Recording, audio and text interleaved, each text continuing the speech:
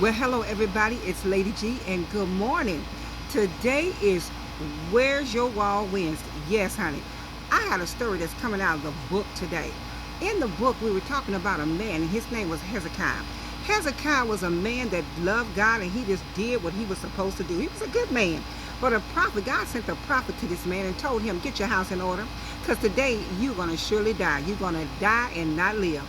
Hezekiah said, wait a minute, I've been a good man. I've been doing everything that God had asked me to do. So you know what Hezekiah did, y'all? He turned his face to the wall and he began to pray. Hezekiah, not only did he pray, but he began to remind God of everything that he had done. I was a good man. I served you. I was obedient to your will. He began to remind him of the good things that he had done for him and how he had obeyed him and how he had lived faithful unto him.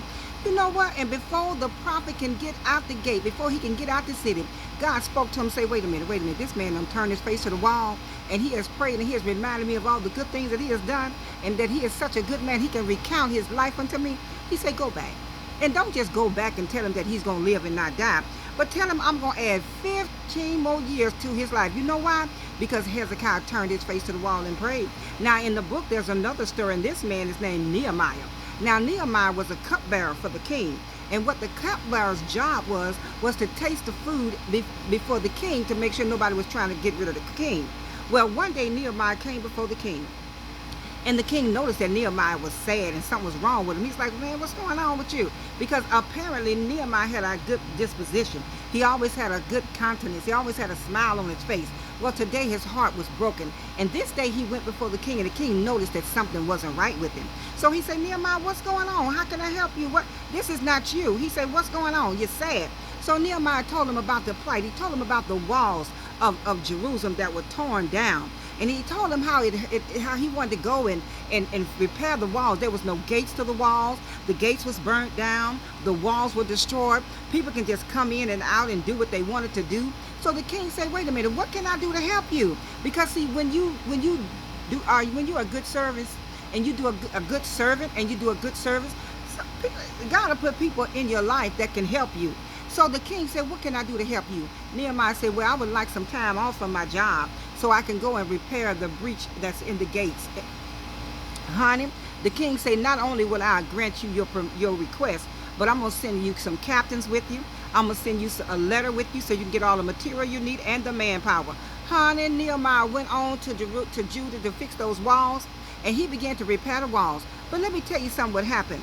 Now some haters found out that he was repairing the wall, and they was getting mad because see, Jerusalem was never going to be an open city where they can just come in and do what they want to do to it. Honey, they came to Tobiah got a letter, honey, and he came to Nehemiah and he said, oh Nehemiah, come on down, come on and meet me. It was Nehemiah and they came out and they said, come on. He got a letter. He said, come on and meet me down in the valley. Meet me in the plain of Ono. Honey, Nehemiah he said the people had a mind to work. What happened was they got so many haters coming to them trying to stop them from building up the wall that the people said, okay, they was working with one hand and they had a weapon in the other hand because they were determined that they were going to repair the breach in the wall. I just want to ask you a question. How's your wall? How's your wall Wednesday? What's going on with your wall? We got to have a place. In today's society, there's so much going on, y'all. It's so much hatred, so much bigotry, so much calamity, so much chaos is going on. We need a place where we can go and turn our face to the wall and pray. But we can't go to our wall if our wall is broken. One thing I liked about Nehemiah got people that in the book it said the people had a mind to work. It's good to be in the company of people that have a same like mind. The mind to build and not tear down. The mind to encourage and not discourage. The mind to love and not to hate. It's important to get a wall around you of people that are lovers like you, people that are upbeat like you, people that think kind of the same way that you do. Honey, you got to make sure that your wall is fortified.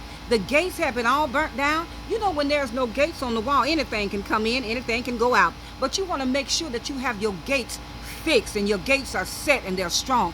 I used to live on 10 acres, honey. And every now and then you had to walk the perimeters to make sure that the fences and the gates and everything was set up and everything was secure. Because if it wasn't, anything can come in. Now, we don't want anything coming in. We don't want hatred coming in. We don't want malice coming in. So where's your wall? And do you have gates on your wall? All right. So I want to challenge you today. to go and look, where is your wall? What's going on with your wall? Where's your wall Wednesday? I want to know where your wall is. Can you go to your wall in the spur of the moment and pray? Can you go to your wall and close off the gates and keep the enemy out? Is your gate fortified? Is your walls sturdy? There's all kinds of walls. There's walls that's made of straw, walls that's made of brick. What is your wall made out of? Sometimes you just got to be able to go to your wall, turn your face to the wall, shut the world out, and pray to God. Sometimes you just got to get into your own secret place. Shut the gate. Don't let anybody in. Just you and the Most High. Go to your wall. How's your wall? Where's your wall Wednesday? Is your wall built up? And who is in your yard trying to call you off your wall? Who out there? You got to be careful, because bad company corrupt good manners. Now Nehemiah knew that Sanballat and Tobiah and Geshem the Arabian, he knew that they meant him no good. So he know what he told them? He said, why should the work cease? Why should I stop and come down to you? He said, I'm doing a good work and I can't come down. Be determined that you're going to do whatever. Go out and do some perimeter check. Go do some reconnaissance checks. Go and see if your wall is still strong. You might have some weak spots in your wall, and the enemy is bound to come in and try to wreak havoc. You don't want no chaos and calamity inside your property, inside your perimeter. So where's your wall? Where's your wall Wednesday? Have you checked your wall lately? Do you have a safe place to go and steal away? Man should always pray and not faint. Look at Nehemiah. Look at him. Hezekiah turned his face to the wall and got not one, not two, but 15 years added onto his life, because he turned his face to the wall and he began to remind God of the things that he's done. What have you done for God lately? What are you doing that'll make a difference, that will make God, cause God to change his mind on a decision that he has passed on your life? Come on, y'all. Where's your wall Wednesday? Have you checked your wall lately? Have you looked around to see who your wall of humans are? Who's around you? Who do you have surrounding you? Honey, you can tell a man, they say, show me your friends and I'll show you your future. Who's around you? Who's calling themselves your friend? How's your wall Wednesday?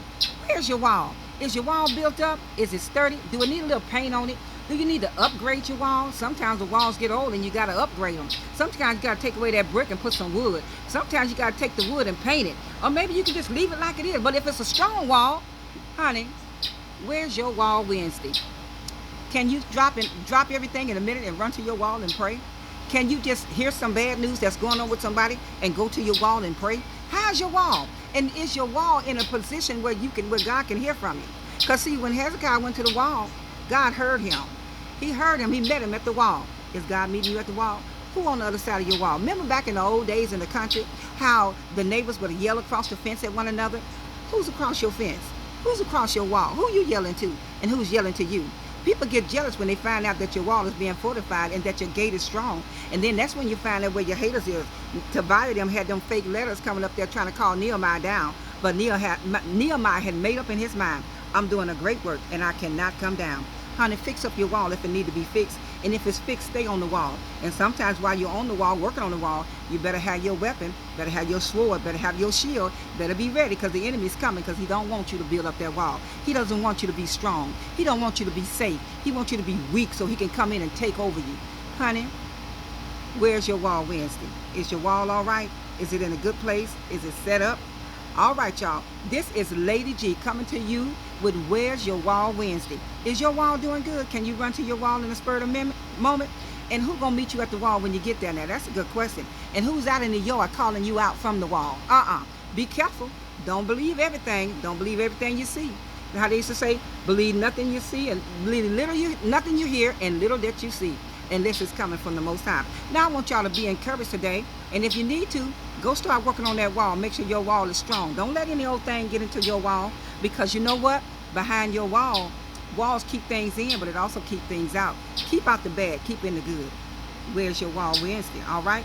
Work on the walls if you need to, and keep your walls strong. And most of all, keep your position with God fortified, so that nothing can call you down off your wall. All right, y'all. Y'all have a blessed and wonderful day. This is Lady G saying, where's your wall Wednesday? Girl, you better go fix that wall. Man, go ahead and get you some nails. Sometimes you got to put some nails in that wall. Do what you have to do to fortify your wall. Sometimes you got to kick people outside the wall, because people on the inside of the wall is causing more trouble than the people that's on the outside. So you got to do some reconnaissance. You got to do some survey, and you have to do some inventory. Who's on the other side of the fence with you? Sometimes the enemy is fighting you from the inside out, but you just got to know who the enemy is. But honey, where's your wall Wednesday? What are you doing? If you need to, can you drop everything and go to your wall and make a connection with the Most High? All right, only you can answer that question. This is Lady G. I want to tell y'all to go and have a wonderful day on purpose. Honey, let me drop this on you. Never kick a man when he's down. Pray for him in his sorrow. For this is a funny world. He might be down today, but you might be down tomorrow. All right, y'all. Y'all go and have a good day on purpose. Later.